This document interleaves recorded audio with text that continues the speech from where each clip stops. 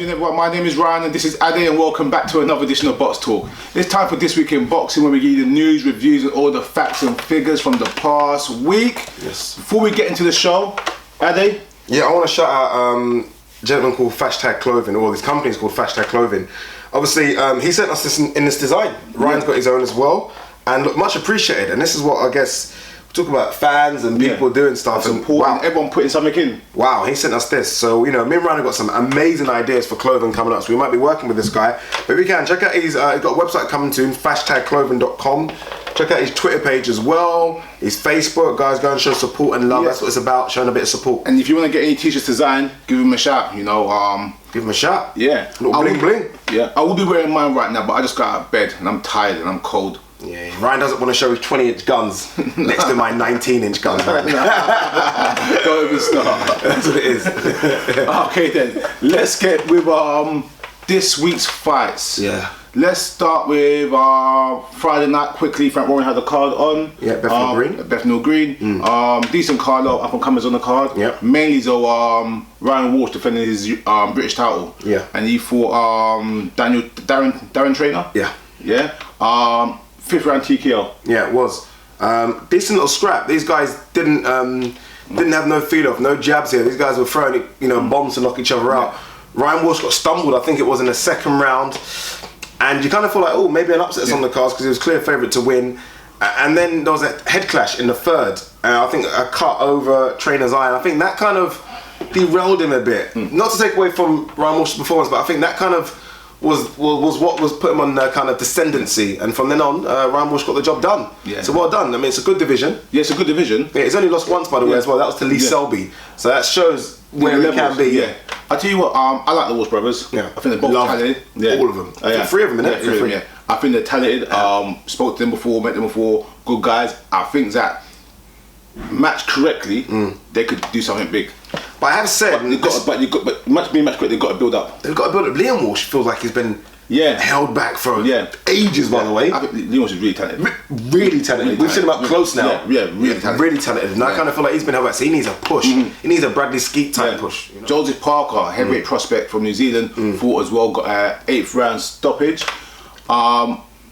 Against Jason Bregman, something like that. Yeah, around the block. I'm not going to talk much about the fight.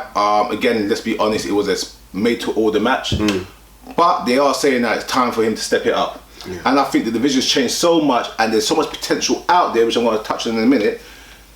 He's got opportunity to do something. He has, but it's almost like now, because they've matched him so poorly, they've got to be very careful with the step up. Yeah. He just has been blowing guys away, but he's been blowing guys away that have got ridiculously bad records. Or way past their prime. I mean, way past their prime. Shouldn't be in the ring. This is my point. So where we might say, step him up to a top 15, I don't know if he's ready for a top 15. Do you know what I mean? Because they've been matching him against guys that are just outside the top 60, 70. It's a big jump. I like him. I think he's got something. I think he's got something to give, and I think the heavyweight division is definitely in a transition period right now. I'm not going to get into all the facts and figures, but I don't think Charles Martin's a very good fighter. I don't think he's worthy of an IBF title. We're going to get to that fight in a minute. Dominic Brazzelli, I don't particularly rate, as you know. We're going to talk about it in a minute. And what's the other guy that got the American on top rank? We were talking about a few months ago. Andy Ruiz. Okay, yeah. I don't rate him either. Yeah, and these guys are all getting high rankings. So I'm saying if you've got guys like that are actually getting rankings and getting positions, I think Joseph Parker's better than them. Maybe not, you get what I'm trying to say though? I don't think he's better than them. Who's he thought to say he's better than them? But who's Andy Ruiz for? That's my point. But I wouldn't say he's better. In the same league. But I'm trying to say there's options for you to move because these guys are getting rankings and getting credibility. I think Joseph Parker's in that same type of league. I think, like you said, they said his managers clearly come out and said we're going to gun for the titles now. I think it's a big statement. I'd rather just say we're going to gun for the top 20 now. Gun for the top, you know what I mean? Almost like the way Anthony Joshua's moving with the Kevin Johnson, Dylan White, and we're going to talk about Chisora fight. So possibly, that kind of route. I feel like jumping him to, you know what it is? Because Charles Martin's got the title, I don't want people who are clearly not ready for a title. That's what's happened with Charles Martin. That's what's happened with Deontay Wilder. Yeah, they're not ready for a title and they've got a title and it hurts the division.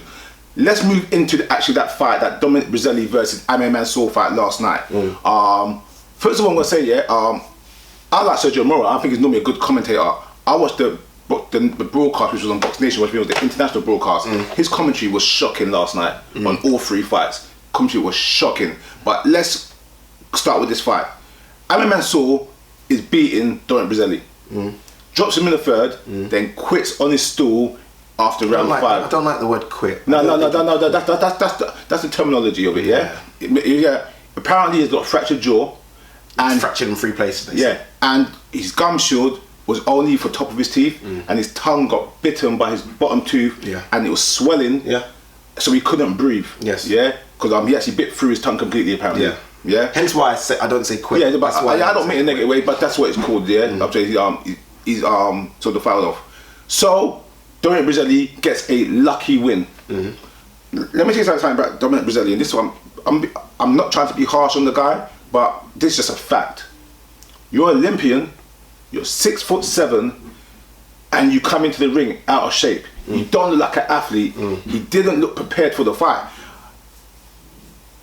If your full-time job is to be a professional athlete, it doesn't mean you have to be body beautiful, but you shouldn't be carrying weight and be in that type of physical condition.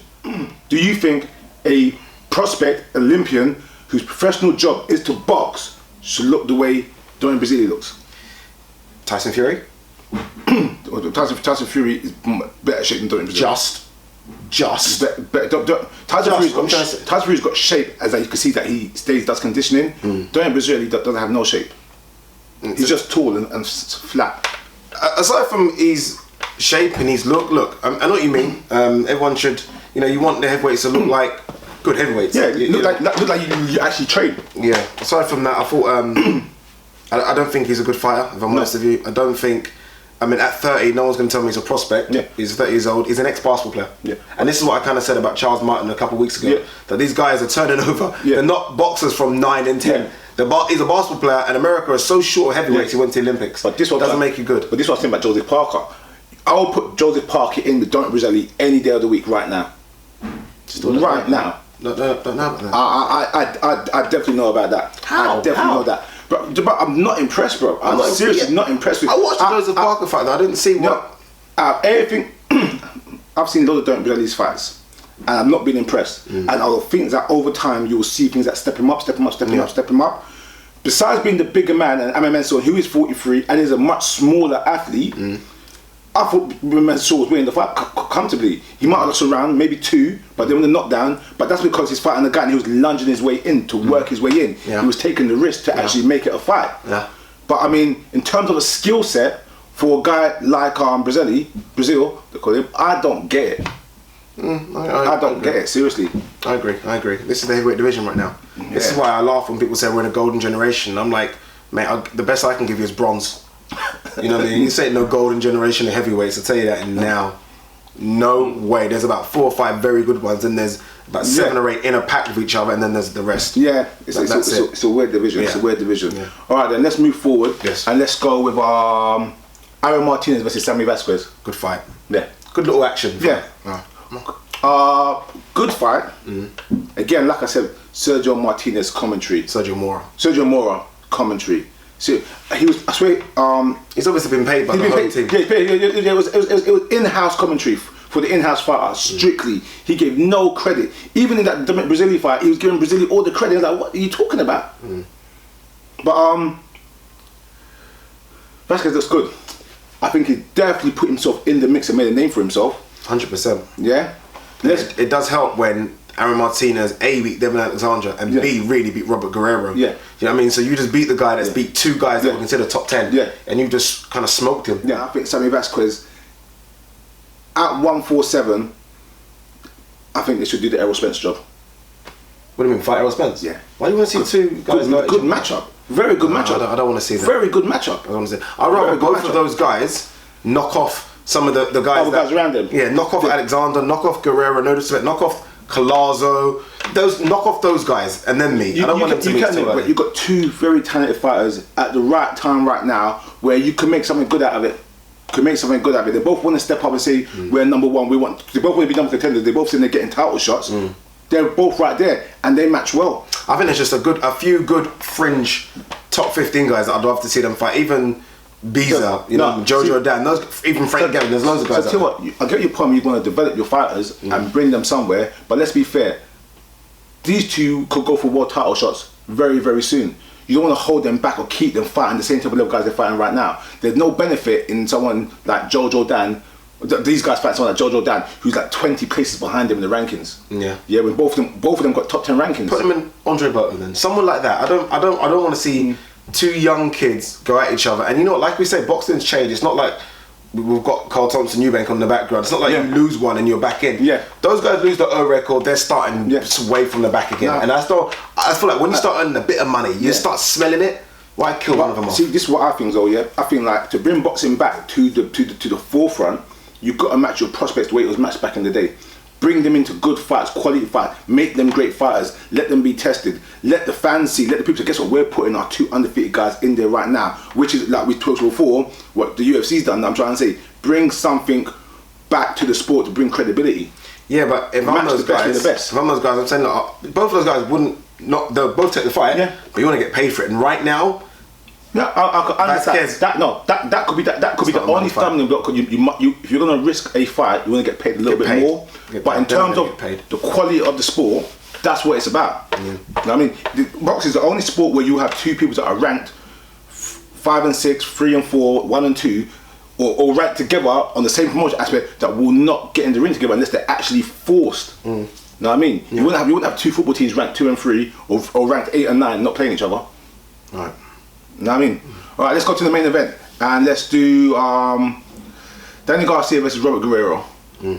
I thought it was a good competitive fight up to about round 6.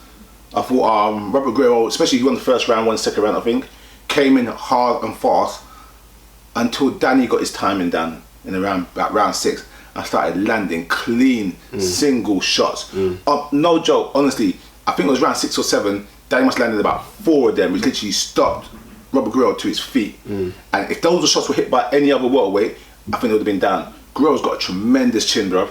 Tremendous chin. I thought the decision was fair. Guerrero saying it's a robbery. I heard some people on social media saying they thought it was a closer fight. I thought it was close. I don't think it was. What did you have it then? I could easily give it 8-4. Okay, I gave it 115, 113 Garcia. So 7-5. 7-5. 7-5. Yeah. 7-5. I thought. I wouldn't say it's two halves. I don't want to say it was like 6-6. It wasn't, because I think Garcia nicked a couple of those rounds, maybe 3 or 4. I can't remember. And then I thought Guerrero took 12. Yeah, Guerrero rushed. He kind of rushed him. Rushed 12. I'm not sure about Danny Garcia. I'll tell you that now. I mean, and I don't know if his punch power is sufficient to cause these guys at that weight class problem. Remember, Guerrero's a small guy. Guerrero's a small guy. Guerrero came from 126. You see the weigh-ins. Guerrero's never dry.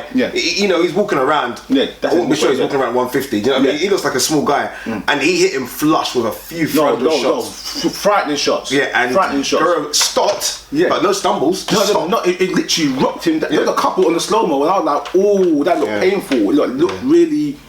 No, that something actually looks spiteful. You know what I mean? I think Garcia's a good boxer. I do. But he's definitely not an elite boxer. I think Garcia was an elite boxer, but like I said before, we questioned going up to 147 because he was never the fastest guy, and I think at 147 is strictly his limit. He's going to struggle with the movers, big time. He's going to struggle with the movers. You know what I mean? Like we've talked about his timing and that what he can land when he lands. By the way, I think Garcia's got a chin as well. He's got a chin. Yeah. When he lands, he lands. If he doesn't have that extra spot, what he had at 140, having great timing and landing very good shots, but not to put them away, it's going to be a problem. I think if you were to score the fight and say how you like to score a fight, I scored Danny because of the cleaner, sharper shots. Where you mostly scored Guerrero for the busier, charging, pressure. But I'm looking at clean, consecutive punches, so it's different. So I get your point where you understand what you're looking at, but I don't know why it's weird. I could be wrong, and I mean, Guerrero's father said prior to the fight, we're going to show another Andre Berto, and he nearly did. In what they were doing in the first 5 or 6 rounds, they kind of put it on. But I look at it and I think, obviously, you put that pressure on, Garcia's still in there, he's still firing back, just box. Because you can't, I don't care who you are, that gas tank to do that for that many rounds is difficult. And I'm thinking, you can box Guerrero, you're not a slugger, just box and use your jab, because his jab was getting through a couple times and box. Guerrero tried to box at certain points. But Danny was tagging him and tiring him. I think his Guerrero's opportunity was in the first 5 rounds. You know what I mean? To try to set a pace and not make it to a slugfest. Yeah. When Tommy got into a slugfest and he got his engine going, it was hard for him to turn it back off. You know what I mean? But he came out so hard in the first couple rounds, he set the tempo for the fight. And then Danny slowed it down with his timing.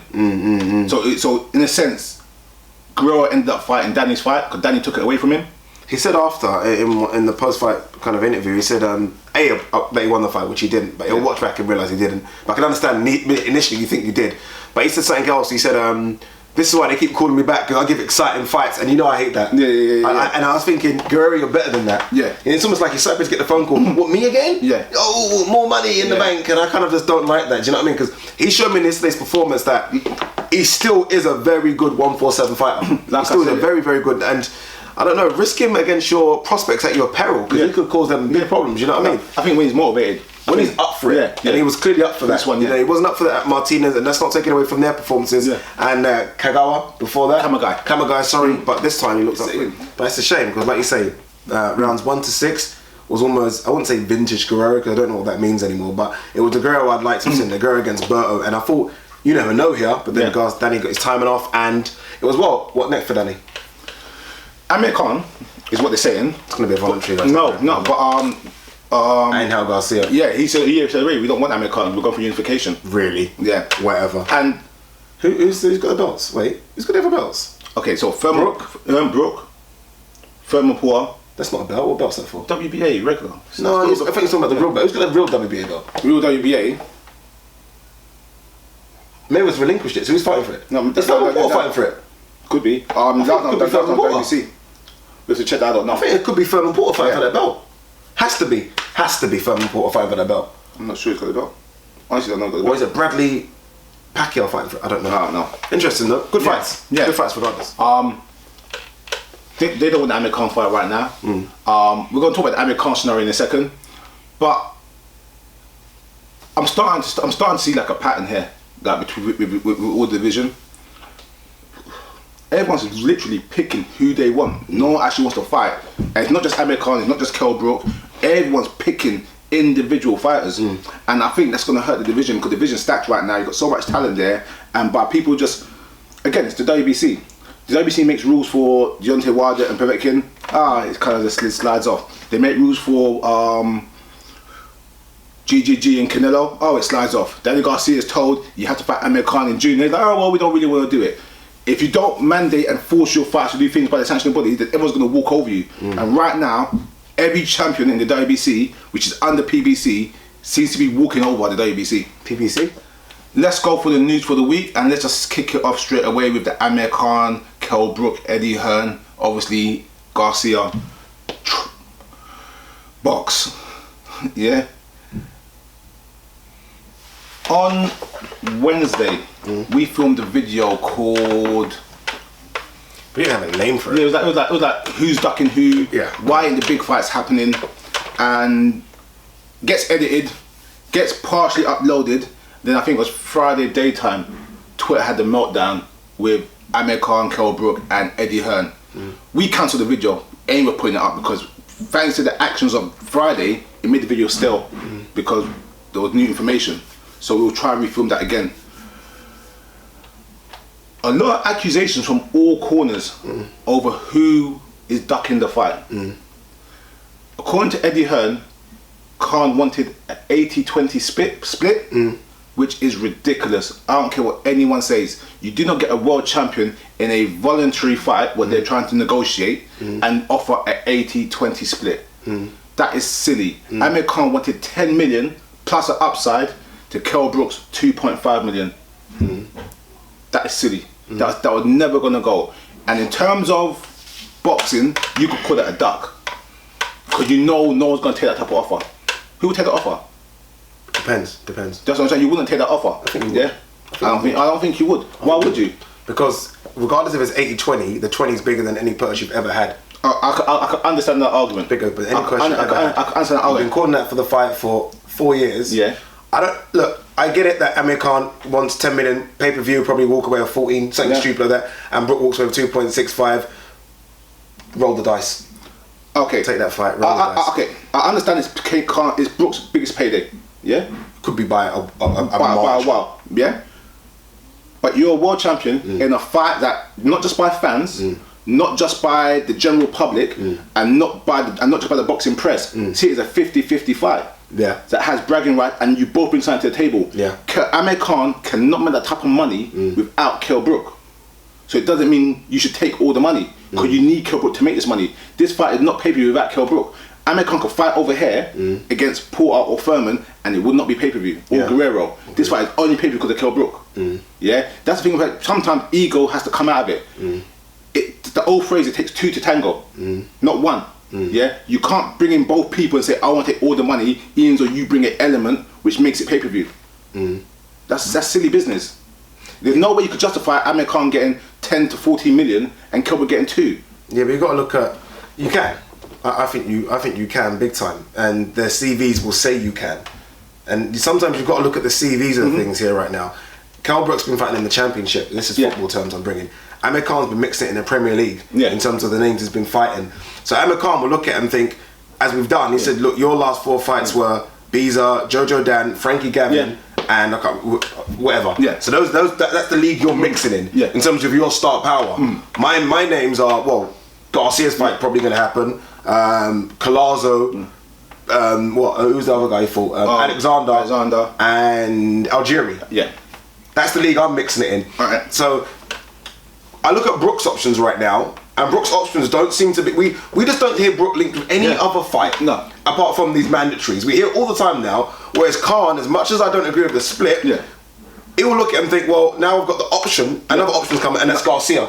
So it might not be 10 million, but regardless, I've got another option for a world title. I agree with that, and I've said before, Amir Khan's hit list kills Kell Brook and kills most people in boxing. Just his options kill Kell Brook. Yeah, and Kell Brook, like I said last week, Amir Khan always has the joker. Didn't Golden Boys offer, like, just as a joke, I don't know, they put it out there, Canelo Khan as an option? I'm sure they said, they said there's options. Do you know what I mean? There's options. That's what I said. Even Liam Smith, there's options. I know it's not great, but there's options.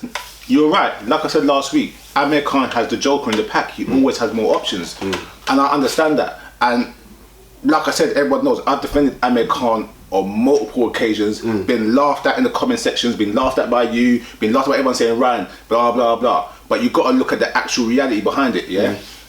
No matter who Amir Khan fights. In America, because he's not fighting Mayweather because he's retired, he's not fighting Pacquiao, he gets nowhere close to 10 million. Gets nowhere close. He could go fight Murderer's Row of Garcia, Furman, Porter, and Errol Spence, and he still won't make 10 million. But you know what? You get what I'm trying to say? But I guarantee you, for Alexander, 2 million. Yeah. In fact, I bet he got paid that kind of money. Yeah. For Algeria, around that kind of money as well. Yeah. Collazo, around that kind of money as well. Look, we know from what Khan has said recently that he was in negotiations for the Pac-Man fight. You know, he said his team met Bob Arum's team. So he's as much, yes, he's not getting those fights, but he's factual. He's been in negotiations with Pacquiao and Mayweather. So he's been on the big side. He's seen real big money. So if I'm Brook and for 3-4 years I've been calling out the guy, and the reason I'm not fighting the guy is because I want a bit more money, then no. I'm taking that fight regardless. I'm taking the 2.65 million. I beat Khan. I get all the options for the rematch. If there's a rematch, then it just changes. Just take the fight. Call me silly, or call me money hungry, or call me what you want to call me. But I just can't see, if I'm putting my name to something and I'm signing a contract, I don't watch. I should be bent over and take the smallest share and give someone else all the benefits of that, and I get nothing. When I'm a world champion and I'm bringing something to the table, you can't just come in there and say, I'll take nothing, you take everything. That's why. This is what we talked about before. We argued before in our video, and I'm trying to say it's called negotiation, not dictatorship. Agreed. And there was negotiation. That's what I'm trying to say. You got to be fair. And this is what we always talk about in boxing, being fair to boxing. And we always say that's our slogan between ourselves: be fair to boxing. You can't be fair to boxing when one fighter is trying to abuse another fighter by getting the upper hand in every side of negotiations. This is what I said with Mayweather before. This is what I said with Pacquiao before. This is what I said with loads of fighters before. You got to be fair to the sport. And as much as I defend Amir Khan, I'm not going to defend him on a 10 million, 2 million split. It's silly. Yeah, but I'll be honest with you. It's got to a stage for me where Brook's belt means nothing. Yeah. Brook's belt. So as much as we say Brook's world champion, I agree. In terms of a negotiation on the table, means nothing. That belt. Now you've got a belt, and Danny Garcia's got a title now. Danny Garcia's world champion now. Floyd Mayweather's throwing his belts out there. Yeah. Anyone want them? Yeah. They almost don't have that. If he defended it a couple of times against marquee names, that belt would have a lot more prestige. When he puts that belt then on the negotiation table and says, "Look, this is what I've got," that they just swipe it to the side and say that means nothing. That belt has become like off Abrams' belt. It's like a strictly European belt, where everyone knows that Abrams' belt and Felix Stern's belt were strictly Europe based. Yeah. And now Kell Brook's belt has come Europe based. It's almost like Junior Witter when Junior Witter had done it. It feels a bit like that now. It was like more like a home title. This is it. Kell Brook, like I said, he needs to go on the base. What do you think the split should be? I'm interested. No, I think a fair. Eddie Hearn says 60-40. Yeah, I think 60-40 is fair. I think 60-40 is fair. Now, if I was to be... in boxing, it's always, 10, 20, 30, 40, 50. Yeah. If I was to make it and say, all right then, I could even go with a 35, 65. So I would say that as well. Know what I mean? I think 35, 65 is realistic. Yeah, I think I will want 60-40, but if in negotiation it got pulled away, I would say 35, 65, but Amir Khan doesn't get all the pay-per-view upside, I want points as well. Yeah. Agreed. No, I agree with that. That's what I'm trying to say. You got to look at it and see what you can take. Is fair. I just feel like if it's a case of this fight doesn't happen because of it, and it's a case of I get 2.65 million to beat the guy that I think is easy work, I'm taking 2.65 million. Like I said before, I think this fight's very risky for Amir Khan. Very. Because if Amir Khan loses this fight, effectively, I think his star power's over. He's lost to the domestic British champ, and I'm trying to say, who's considered good but not given the accolades he deserves. And then all the big fights on PBC are gone for him. So I can understand why Amir Khan will want to make himself financially viable if he loses this fight. But Amir Khan's style, I'm trying to say, can befuddle Kell Brook. I think they can both. But one thing I will say, I can see them both neutralising each other in certain ways. One thing I will say, if Brook catches Amir Khan on the whiskers, it's lights out. Yeah. It's like, did you see the video someone put on their Twitter page? I didn't even realise of Amir Khan. You know what people are like. They put a video together. It was a 7-minute video though of Amir Khan being knocked down. And I kid you not, I forgot about all those early knockdowns. Even the Julio Diaz fight, we got put down. Yeah, Fagan put him down as well. Fagan put him down. Kid you not, I looked at more, I thought, if Brook catches him, Brook will be the biggest guy he's ever fought. I'll tell you what, though, Amir Khan did put that picture up, made me laugh, so. Of the bum? The bum, yeah, that did make me laugh. I had a good laugh about that one. They're going back with it. I love it. And as I was saying though, but like Amir Khan, like you said, Amir Khan has more options. I think Amir Khan is more concerned about being the head of the table more than being on the table. You know what it is? And this is the unfortunate bit that we as fans and even some of the press guys don't get to see. Like in terms of the offers that come into Amir Khan. Amir Khan's offering that split. I don't think it's far dark. I just feel like Amir Khan seems to be the only boxer.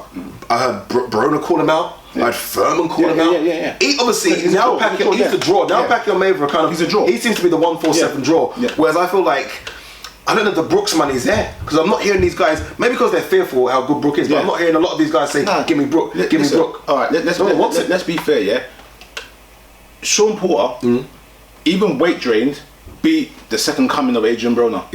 Yeah, and Adrian Broner was still getting ranking in high accolades and still on pound for pounds list. Yeah, Kell Brook beat Porter. He beat Porter and shut him down, boxed him, used his jab, and showed him how to control him. Agreed. Right now. Furman Porter is signed for March 12th. March 12th. Yeah, and that's a huge fight. Everyone's like, oh my gosh, we can't wait. When does a loser get more credit than the winner? Because he's fighting other people. But that's what I'm trying to say, yeah. Kell Brook is a risk. It's like, guess what? Since he's not getting no marquee names, and look what he done, just keep him over there. We don't have to talk about him. Because he ain't fighting no one ranked or no one really, really relevant. Just keep him over there because he's the quiet guy with the belt. You know what I mean? I just feel like business. I just think we kind of we dissed Khan a bit, not dissed him, but we kind of laid it right down in terms of the way Khan is chasing Mayweather and Pacquiao. We said you're wasting your career. You are wasting your career for 2 years. I'm seeing the same thing with Brook now. Brook and Eddie Hearn are chasing Khan to an extent where, sorry, there are other 147 fights out there. Because if we said the same thing about Khan, let's lay it down on the table to Brook. Brook, the other 147 fights out there. Ask for the winner of Furman Porter again. If Furman beats Porter, ask for Furman. Do you know what I mean? Ask for Danny Garcia. Say you want the WB. I see Garcia said he wants to clear the belts up. You take that belt. Ask for Danny Garcia's belt. There's other fights out there. Good point. We can't just be on Khan for Furman. I mean for Mayweather. Let's be on Brook for Khan. Brook's been calling that Khan for 3 years. Move on. If you're not getting that fight, move on. Make $1 million for each of your 4 fights. Make some money. Don't ask for Khan. Khan obviously, if Khan doesn't want the fight, move. You know what I mean? It's like, it reminds me of Junior Witter. When Junior Witter was calling at Hatton. Hatton went to America. It's actually very the same. Very the same. And Hatton made his money, made his money. Because Junior Witter was considered, like I said, domestic champion, and when Junior Witter lost, it was like, all right, then it's over now. Yeah, so as soon as Junior lost, got smoked by Bradley. You're done. Exactly. Same as going to Kell Brook. Kell Brook's got to be careful. He's got to start fighting other guys. You open your international profile, and like I said, it's exactly the same, you know. The only difference is that Amir Khan is more established in America than Ricky Hatton was. In America. Yeah, that's what I'm trying to say. Ricky Hatton went there and Brandon falling over, but he only had maybe 4 or 5 fights in America. Yeah. Amir Khan's been in America since like when? 2007, 2008. 7, 8 years now. No, I mean he's established. He's established over there. Yeah. It's a shame. One thing I will say is all about Amir Khan. Amir Khan says that. By the way, he blocked us. Yeah. Have you not just sitting here 3 minutes of defending you? Yeah, but listen, I'm not worrying about that. No, man. What I will say is this, and I'm happy we didn't put that video up, because I clearly said in the video, guys, and we were trying to do it again, but I said Amir Khan's ducking, and that kind of, this little back and forth which kind of showed me he's not fearful at all of and when you look at his back catalogue of who he's fought and the styles and this and that, Amir Khan ain't a ducker. No, he's not a ducker. Amir Khan ain't a ducker. And all Brook fans, you guys might think about it really and truly, who this guy's fought stylistically. I mean, talking about punch powers, the likes of Maidana, even Judah hits really difficult. Malinage is quite difficult. You can go through the list. Judah's a puncher, bro. Judah can hit, you know what I mean, hard. He's been calling that Pacquiao Mayweather. He's been calling that Pacquiao Mayweather for years. He ain't ducking. He ain't ducking. It's just funny that, like I said, every time you negotiate, there's a problem. I think Amir Khan's just gone into the mould of the Miguel Cottos and those guys now that believe they've been playing B-side. They're now the A-side. They want A-side money. Cotto done the same thing with Sergio Martinez. The fight got made, but he was like... Okay, but this I'm trying to say though, he's not going to get A-side money like a Kell Brook fight with any other guys in the top 10. He's not. Garcia's fight's huge now though. No, Garcia's fight's huge. But I guarantee they won't get 10 million for it. He fights 3 or 4 of the top 10 guys out there, he won't make that 10 to 40 million. And that's what it comes down to. Alright, we got to move forward. Okay, let's stick with some UK news. Eddie Hearn says David Haye versus AJ is inevitable. However, AJ's focus is on the world title. Okay. Obviously, there was talks about from last week. People were saying about Haye coming back for a big fight in the summer. I.e., everyone was tagging Anthony Joshua. Obviously, with rumours this week of that, obviously, there's a possible Chisora Joshua because Hernandez has pulled out of the EBU fight.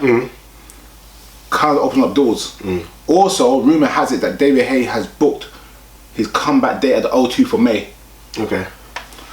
What do you think? It's a good answer from Eddie Hearn. I'm not gonna say it's a duck, but I think it's a case of he knows that right now that threat is serious, and he is Matchroom's marquee man. And I don't as a promoter, as anyone, I wouldn't ever say Joshua should fight David Haye. Because it could go both ways. But if Haye knocks out Joshua, that's very, very difficult to come back from. And knocks him out early, ends him in 1 round, which he could if he lands. And then that's how does Joshua come back from that? Do you know what I mean? I mean, we've seen fighters do it before. Lennox Lewis is a fighter that's come back from 2 knockouts, but you know what boxing's like right nowadays. You lose 1, you're done, and I feel like it's just too risky. The thing about with Oliver Lewis got knocked about Oliver McCall, that took Lewis nearly 3.5 years to get back and get that rematch in that position, and that was a Lewis that was fighting active.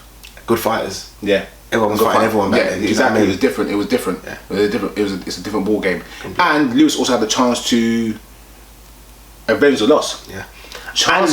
Lewis was a bigger name. There's no stateside quite big as well at the time. Chances are, if Anthony Joshua did lose to Joshua, if Anthony Joshua did lose to David Haye, he wouldn't get a rematch straight away, and he wouldn't get a rematch in 3 years. No chance. And David Haye would be retired by that time. Exactly. Yeah, so it's too much of a risk. Yeah. But in saying that, though, that whole scenario has opened up a lot because of Hernandez now, because he vacated the EBU title, because he's going for world title honours as well apparently. The Martin fight. It looks like now the mandated people for the European title is Chisora versus Vladimir Klitschko, Povetkin, Anthony Joshua, or Pulev. Yeah. Obviously, the first two's not going to happen for various reasons, as we know. But then it leaves Anthony Joshua and Pulev. Anthony Joshua fighting for the European title is a very good move. Against Chisora, it's not a fight I don't think they really want. In terms of Joshua says he doesn't really want it. Anthony Joshua would take the fight, but I don't think he wants that type of fight right now. Yeah. Pulev, though, Pulev's an easy fight to make. They're both in the same camp. Easy fight to make. It's a tough fight for Chisora and Pulev. Yeah. And for Pulev, the same thing. It's a both tough fight for both of them. Pulev could punch as well. Yeah, Pulev can punch. I've got a sneaky feeling they're going to make Chisora Joshua fight. Yeah, I've got a sneaky feeling. He said he wants that European title. He wants that kind of ascendancy, and I think they're going to make it. I think it was the April 19th they was talking about. And that's the time they're talking about thinking making his comeback fight anyway. You look on BoxRec, and it says Anthony Joshua. TBA, April. So he's in around that kind of. So he's in camp already. We've seen the Instagram post. I think it's the fight they want. I think it's the fight a British public will think is a step up from Dylan White. It might not have the animosity, but it's a guy in Chisora that's mixed it with the best. So let's see how Joshua does. You know, it's like. Chisora went 10 rounds or whatever with Fury. Let's see what Joshua can do to Chisora. So I think they'll make it. Alright, just talking what we're talking about heavyweights right now, should I mention this earlier on.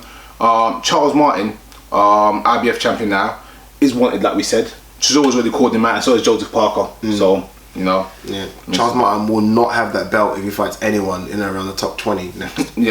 For sure. I mean? So cash in while you can. If I was Charles Martin, I would take 2 voluntaries. Take the maximum that IBF would allow. No, the IBF is giving him 1 year to make a mandatory. Oh Jesus! Take 1 No, but take 2 voluntaries. Take easy paydays if you can in between. Kevin Mitchell is going to fight for the European title against Edis Tatili. Yeah. That's for away the same from home. day. Yeah, they're talking about that for April as well, possibly. Yeah. But he's fighting away. He's fighting away. Yeah, fighting away. He hasn't fought away for a long time.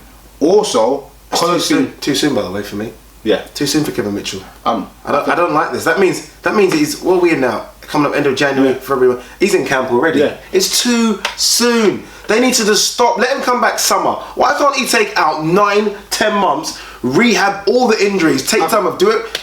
He's coming back too soon again for me. Yes, people will say he's taking a step down. I don't care. It's too soon. I said this after the loss to Linares. I said that might be the best of Kevin Mitchell we've seen. Yeah, and it might be over because that was a tough fight to lose and everything. I'm not gonna lie. I said in the video he didn't look good in his last fight against Rosario. He can't. To me, it looked like he accepted he was gonna lose because he just kind of sat and took the beating without covering out, clinching, just kind of not like someone that he knew it weren't his time now. Yeah, coming back into another fight. European level, which means it's still a high profile match and it's still a credible challenger. No, I think that's it. I like Kevin Mitchell, but I think he's definitely on the slide now. Definitely on the slide. I would be, and this might sound wrong. I'd like to see how many fights he has left on that matchroom contract, because this almost looks like a cashing out fight for me, where he might have only one. We don't know. You know what matchroom? Matchroom doesn't sign 10 fight deals. We're talking 3 or 5 fight deals, and this might be a case of just give me his last fight. You know what I mean? I don't know, so I'm not trying to get out there in any sort of trouble, but. This is what it kind of seems like for me because this is too soon. This is way too soon. Sometimes it can be the fighter, and you need a manager or your camp or your promoter to take a break. But it's not the first time Matchroom has put people in quick fights. Look at Ricky Burns.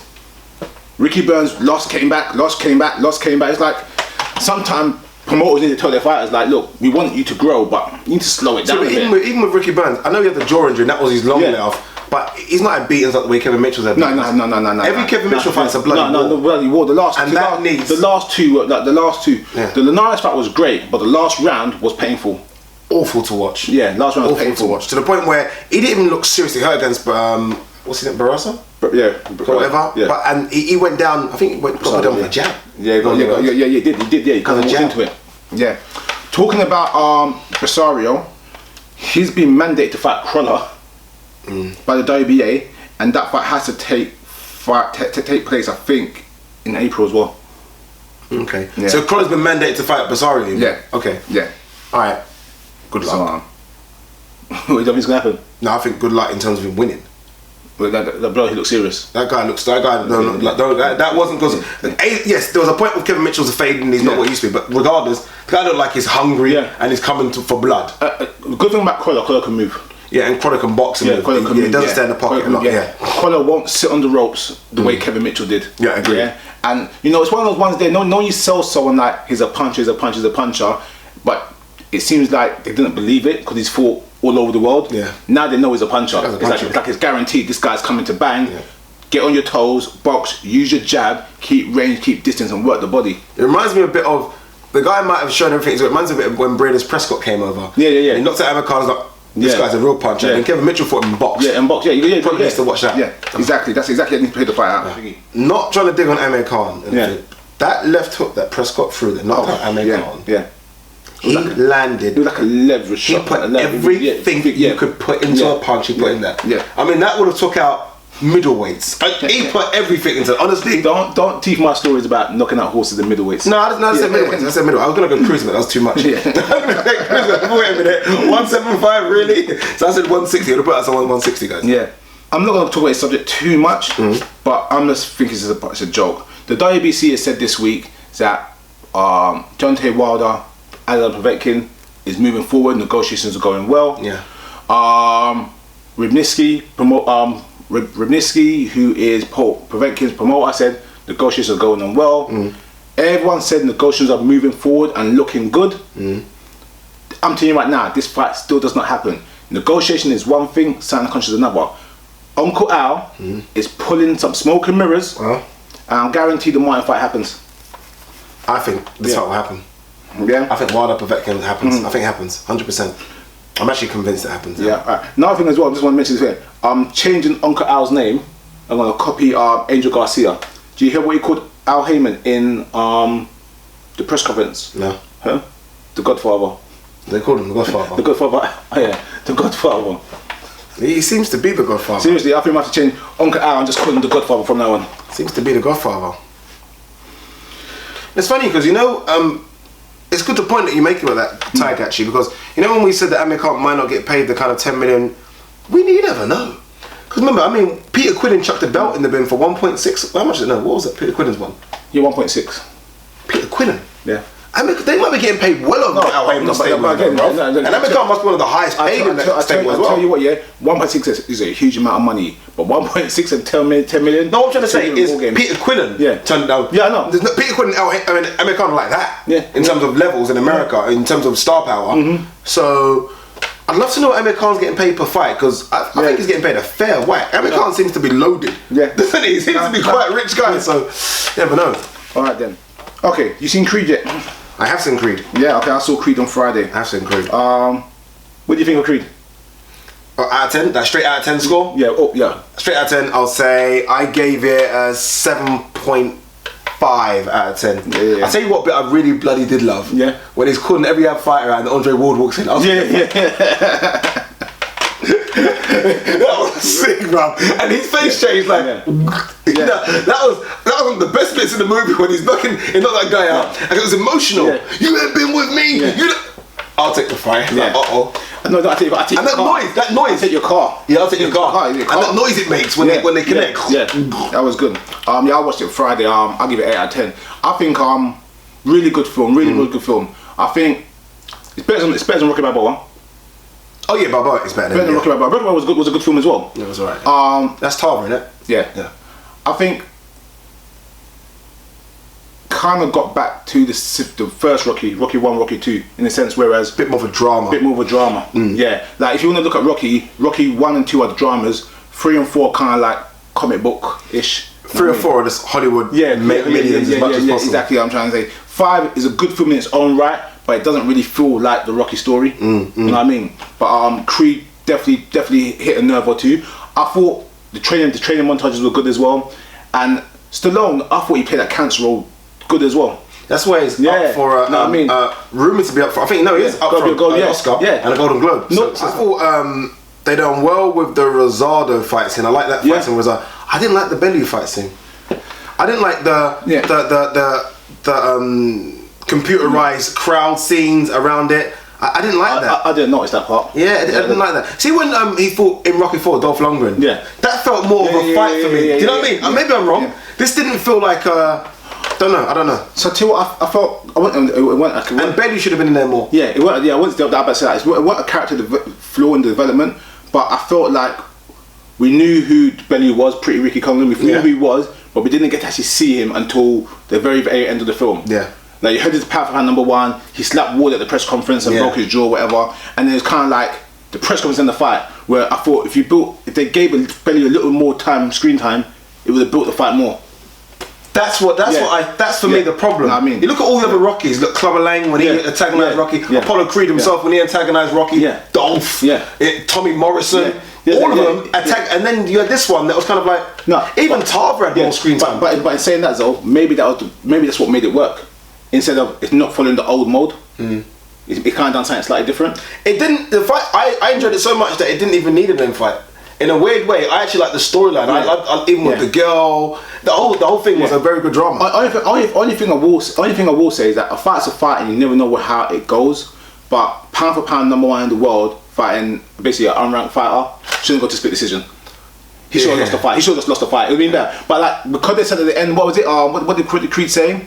It's like he wanted to know that he wasn't a mistake, and that's why he was going through all the drama. Because you need to know that obviously his father loved him and whatever and blah blah blah. That was a selling point. Yeah. You didn't need a split decision. Yeah. Know what I mean? You could have got the knockdown. Know what I'm trying to say, but having the knockdown, you nearly knocked him out. 30 seconds, makes a difference. Yeah, silly. Yeah. What I did say, I was watching it with someone, and he even brought it up more than I did, and I said, so he brought up more than I did. The appreciation I have now for Chris Eubank Jr. went up, in the sense of. It must be very difficult when your dad's been a world champion and you're trying to follow in those footsteps to be, because you're gonna get compared. You're gonna, you haven't got what he's got. You haven't got the DNA. You haven't got, you came up with a silver spoon. You don't really need this. It made me appreciate Chris Eubank, not Chris Eubank Jr., but any guy that's got a father as a boxer. When you don't really need to do it. Yeah, it's not having a father as a boxer. It's always been put in someone's shadow. No matter what, I don't care who you are. Yeah. Everyone, no one wants to be second best. Know what I mean? No one wants to be associated, well, you're just like this, you're just like that. You want to be a man of your own merit. Know what I mean? And that's, I think, what the film was about. It's about him trying to find himself. Best Rocky ever? It's not even Rocky, really, it's Creed, but you know what I mean? No, not the best Rocky. No. Which one's your best one? Okay, my favourite Rocky, and the best Rocky are two different things. Yeah, because my favourite's 4. Yeah, my favourite's 4. But my best is 1. No, my best is 2. Oh, interesting. Yeah, my best is 2. I would say this though, 3... Just because of the scenes when they go back to the gym in Philly and they do the run on the beach. Yeah, it's different. That scene there, fantastic. What I like about that was a real Philly gym. What I like about Rocky 2 more than 1. 1 seemed like a very, very good idea, and they didn't have the budget to get the way they want to do it. 1 got the Oscar, didn't it? 1 got the Oscar, yeah. 1 got the Oscar. Yeah. I think 2, it kind of just gelled the story together. Yeah. That's what I think. I mean, like at the beginning of Rocky 2, and they're both in the wheelchairs going to the hospital, and they're beating. I'm like, they're arguing. I'm like, yeah. See, it just felt different. It just felt different from the beginning. Rocky 3, I thought was a bit silly with Hulk versus. Yeah, Rocky. See, I watch it and I laugh at it. Yeah, someone's like, Club. You know what it is? If they didn't do that, that bit with Hulk, could have been good. I didn't like that. I thought Clubber Lang was one of the meanest guys you could possibly. Rocky 3. Yeah. If you took out Mr. T and put in Tony Morrison, Rocky 3 is rubbish. Rocky 3, it's Mr. T that makes Rocky 3 more than what it is. The antagonistic element of it and the way Mr. T portrayed the role. Nothing though, whatever, ever beat Rocky 4 for me. Yeah, just Rocky everything 4, about it, bro. Dolph Lundgren, the best physique on national TV. Rocky 3 is real. Rocky 3 is like I was there. Yeah. Out of all the Rockies, that's the one I actually remember watching live. What, 4? Yeah. Obviously, I was on video, whatever. I remember my brother getting Rocky 4 on pirate on VHS. Bro, Rocky 4, he can't beat that. I tell you right now, you guys laugh at me. That was gym music. Rocky 4 was a welterweight versus the heavyweight. My gym music of about 50 tracks. Rocky 4 soundtrack. Has Rocky 4 soundtrack. Rocky 4 soundtrack. When it gets tough. Yeah. Listen, nothing that. Survivor, Burning Heart. What? When you're on your last few sets? Yeah. I'm telling you right now, that's the track. Nah, it's good. Yeah. David Price is going to return in April. Yeah. After the Tepper losses. I don't know what to think about David Price returning. I've seen worse people return. I think he's very, very talented, but I think he's, like I said, psychologically flawed in certain ways. You know what I mean, in his boxing, and I think his losses have really dented that aspect as well. Yeah. And especially with the Tepper loss, I mean, terrible knockout and his cheating. I hope David Price gets a nice victory, but doesn't take a risk. This is heavyweight boxing; it's dangerous. I guess it's kind of like what we spoke about off camera, and we haven't released that video where a couple of losses shouldn't mean the end of your career. No, I know there are a couple of bad losses, but he will say to himself, even though the Tony Thompson steroid one's a bit different, guys, and you'll read about that. Yeah. He'll say, I fought 2 guys and they both beat me and they were both juicing. That's what he will say. Yeah. Even though it's not necessarily true like that, especially with the Tony Thompson side of it. He will say, so that might give him a bit of, I've still got a bit left. And it's a case of them just, and Sauerland, look what they've done with Chisora, for example. They put him in against 5 bums, and now all of a sudden Chisora's back again. So that's all they've got to do is match him like that, let him just knock out a few guys, and then you never know. I think as an athlete, David Price got good coordination, huge man, good jab, good power in either hand, and he puts it together well. But it's just that psychological aspect. They always said you got to get the brain firing at certain points, and like.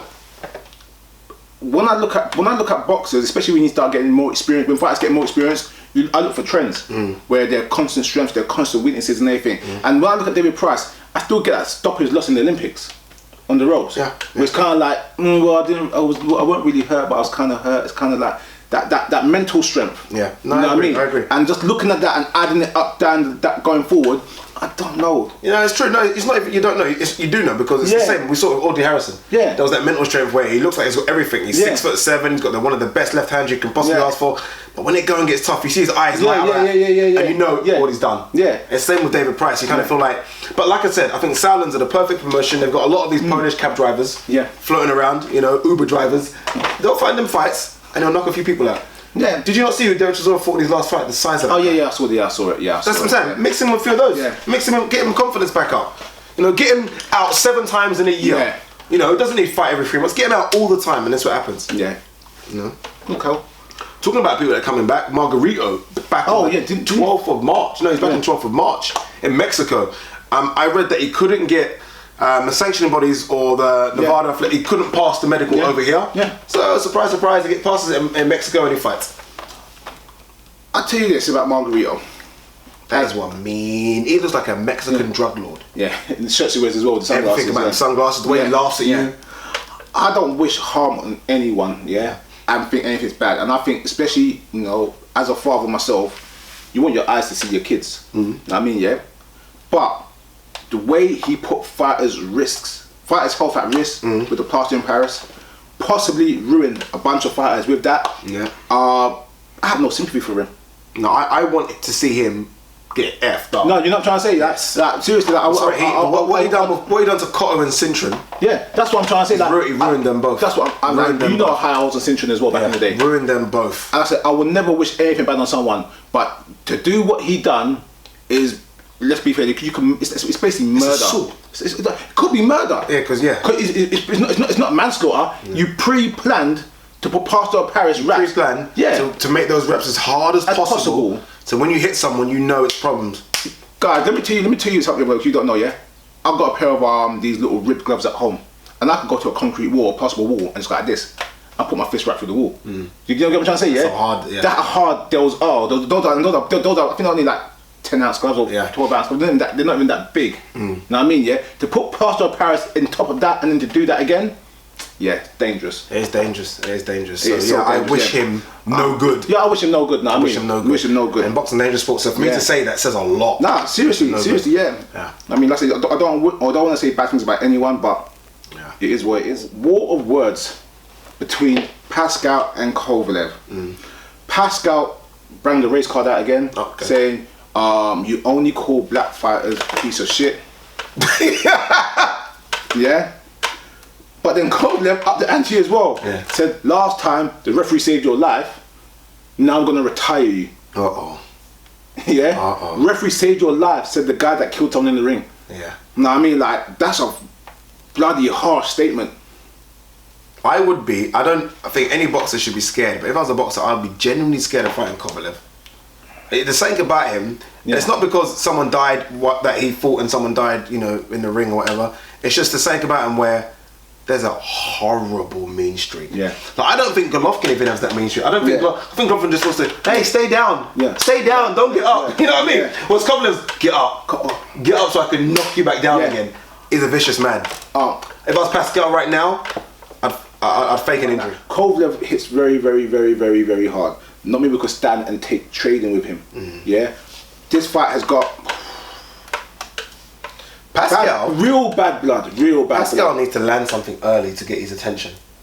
honestly, Pascal needs to land something early. I don't think Pascal's got power anyway, but he needs to land something, because if he doesn't, it's going to be a really bad beating. I don't like people dropping the race card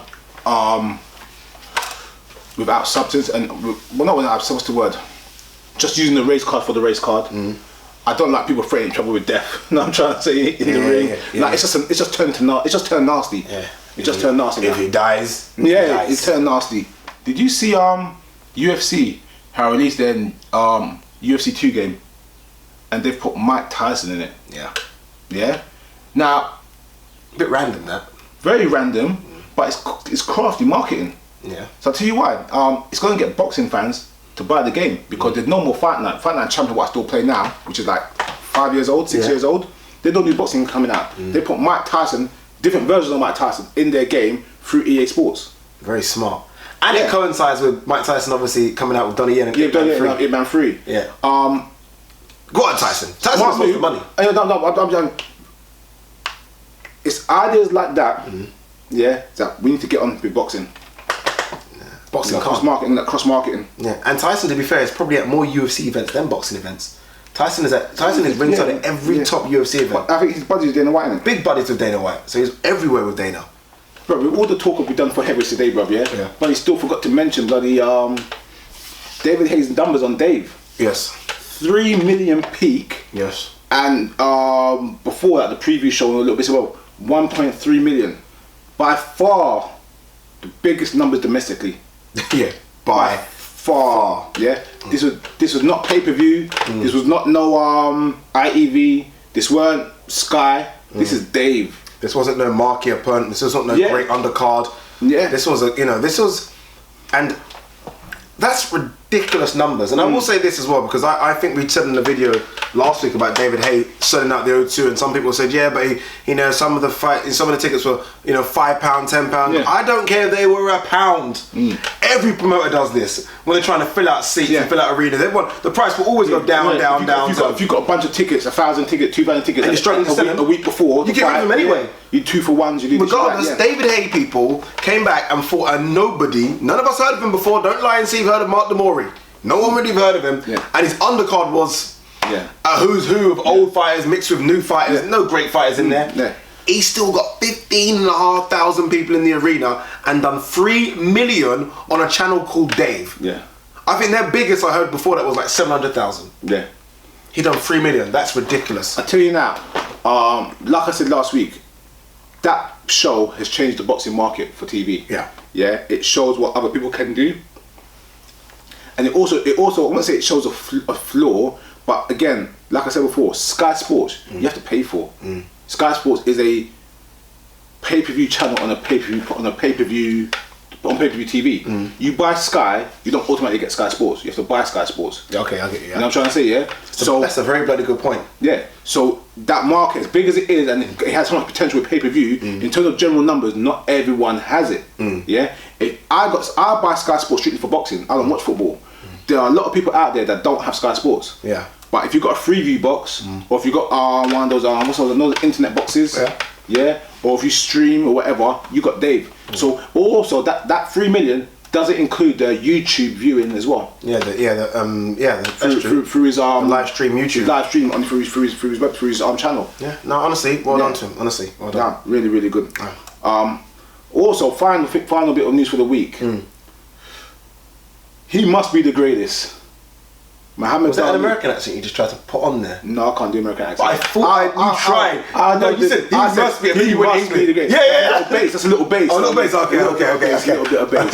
I don't try to copy no accents, no voices. I can't do voices. Muhammad Ali 74th birthday midweek. I think it was on Wednesday. I think it was. When was it? Maybe. I think it was a bit early. I think it was Monday. But Ali turned 74. Happy to have Ali still with us. Oh man. Happy to have Ali still with us. He's probably the only boxer where just on those days when I'm doing nothing, I go back and I look at not even the fights, by the way. I don't even watch the fights anymore. I just look at the interviews. I look at all sorts of stuff around Ali, because honestly, we're lucky to be alive to have witnessed something like this. You know what I mean? And Ali is just the greatest on all levels, not just boxing, out the ring, everything, all levels. I always thought it was weird when I was younger that I had a picture of Ali on top of my TV when I was a front room as a kid. And even though I loved Ali, I was like, well, he's not really a friend of the family, he's not really anything. I didn't get it. Now, 30 years later, I've got a picture of Ali in my bathroom. It's weird that when I think of boxing, when I think of Ali's impact, Ali had such an effect on everyone, regardless of sports, regardless of boxing, regardless of colour, regardless of anything, and he still has that impact today. Imagine if Ali had the vocal abilities today, the changes and the things he could have done for the world, you know what I mean? Oh my God. I mean, Christmas, my mother-in-law got me this box set. And as soon as I opened it, I was like, oh my gosh. And look at the box set on the cover. I just stood there like that. I was like, looking, and you're like, that's what I call impact, where just someone's face could just change the way you think for 2 seconds. Yeah, and it's like, you know what I mean? When we talk about, look, we're all gonna die. It's just the fact of life, you know what I mean? Taxes and death is what they say. Yeah. And when you look at these boxers now and you kind of say, okay, what you're doing is okay now, but how are you going to be remembered in 20, 30 years? Yeah. Like, are we going to think about you? I'm still remembering, like Mike Tyson, like some fighters just have that kind of thing. Yeah. And look at some fighters now who don't take fights and avoid fights and get the stick, and it's okay because they got 300 million in the bank, 400. That when that runs out, how are you going to be thought of? How are you going to be remembered? Yeah. And Ali is just remembered and loved. There's not a man alive that is a boxing fan that dislikes Ali. Best Ali fight. See, you could always say Super Fight 1, because that was a great fight. But then an achievement, Rumble in the Jungle. Achievement, Sonny Liston. That's my biggest one for me. You know I think people... The Cleveland Williams fight, where he didn't get hit for like an entire round, it was the third or fourth round, he didn't even get hit by Cleveland Williams, you know? Yeah, but Sonny Liston, remember he was this little skinny kid that came off the Olympics, done a few, you know, he won a few, and you were calling that the meanest, baddest, ferocious fighter out there, and you said, and you do that to him. You do, and then in the second fight, you say, get up, and that photo's become iconic. Get up. It's become iconic. Thriller Manila. Oh, that's what I'm trying to say. There's too many. Ali's one of those fighters that if I want to watch an Ali fight, I don't have to choose a fight. I just watch Ali. What fight? Talking about this, and we're kind of going a bit crazy now, a bit nostalgic. But when you think, because you said Super Fight 1, everyone knows that, Fight of the Century, it's got a tag, Thriller Manila, again got the tag, Rumble in the Jungle. I'm struggling to name fights that have happened after that where I actually remember what they were called. Yeah. Like, what were they called? I forgot what Mayweather Pacquiao was called. Was it the one? Or was that Pacquiao, was that Mayweather versus Canelo? I cannot remember. Yeah. Ali is one of the few, Ali is the only fight where if I'm gonna watch a boxing match, I'm gonna go watch Mayweather this, Pacquiao this. I'll pick a fight. I can put it on YouTube, Muhammad Ali, and the first fight comes up, click, play. That's it. Yeah. It doesn't bother me which fight it is. Fantastic. Yeah. That's fantastic. Honestly, but no, big respect to Muhammad Ali. Honestly, if it's my dying wish is to somehow get a photo and go and see Ali. Some people, remember that mate at work we had. Got David at work, and he's not even a big boxing fan, and I was jealous forever. Yeah. You know what I mean? And it's just, man, gotta get to the States somehow and get that photo. Just that one, and that photo will be blown up and we'll go everywhere with me. That is it. But guys, fights next week? Yeah, Colby Pascal 2. Yes, sir. It's gonna be brutal. Sorry, Chris Eubank just went down. We in the background we've got Chris Eubank versus Carl Williams. And guys, did you not know that his name was Adrian? Carl Thompson. Carl Thompson, sorry. And did you guys know that his real name was actually Adrian Thompson? Yeah. He said, Adrian didn't sound hard enough, so I called myself Carl. Okay, didn't know that was possible, but I'm sure Deed Poll would have something to do with that. But is George Groves fighting as well? Is George Groves fighting? Yeah, George Groves fighting next week as well against DeLucia, yeah. Yeah, John Ryder versus Sergey Kamitsky will be a tough one. I think that's the better fight on the card. John Ryder Kamitsky is going to be the best fight on the card. I'm not even bad. George Groves fight against DeLucia. I'll watch it because it's George Groves, but I don't think it has much implications at all. It had no implications, just getting back in the ring. Yeah. Alright guys, also check out our videos. You know, we've got loads of videos up right now. Quick Frampton one. Good video. Quick Frampton video. Good video. We nearly came to blows. Don't talk about the fight. Yeah, look, guys, you've got to be fair. You know what I'm trying to say. It is unfair, to offer say why don't me and Ade go into the ring? It's unfair on Ade. Yeah, I don't fight though. I'll be honest with you guys. I'm not a fighter. I'm not a fighter. Unfair. I'll It's go. unfair. Yeah, I'm not a fighter. And stop this black and black crime. And when you're trying to antagonize it as well, by saying it's unfair. It's unfair. It's unfair. You put comments on there. You already said that. You already responded. Yeah, but I've given you respect. I said no, I wouldn't. I said I'm happy for Ryan to be your friend. I'm saying you're saying it's unfair. It is unfair. It is unfair. Guys, do you want to see this, guys? Do you want to see us actually go in the ring? I do not mind. I will go on my shield if I have to. Do you want to see it happen? Yes or no? The video. But who's the guy that I had a bet with? Haye. Haye. So we've had a bet where you send me a bottle of single barrel Jack Daniels, and we send you out a hoodie and a t-shirt signed. Because as you say, we're famous and we're not. Yeah. But I'm happy to collect that. Everyone, I will give you my address. I want a special delivery. I ain't waiting 4 or 5 days for it to come in a normal post. In fact, wherever you are, I want it in person. I'm telling you right now, Haye and all the quick guys out there, we've got a team up. Know what I mean? Yeah, all 4 of you. Yeah. Because there's a lot of you. Quid's gonna do it. All my frozen fans, the hundreds of them. Yeah, the hundreds of them are gonna be so disappointed. They're gonna be sad. They're gonna be sad, and I'm gonna enjoy it. The Sunday after, you're gonna see the smile. I don't hear no excuses. I'm gonna be so happy. Alright. Yeah, I'm gonna be so happy. I'm not gonna shake your hand because the last time I tried to do it, you tried to break my bones. Let's have a nice fair handshake. This is a nice fair one. I want a nice fair handshake. Honestly, thank you. Oh. Well done. Guys, remember, tweet, subscribe, thumbs up the video. We're getting loads of thumbs up, so much appreciated. Share it on all your social media platforms. Again, thanks for the love and thanks for watching another edition of This Week in Boxing. Peace.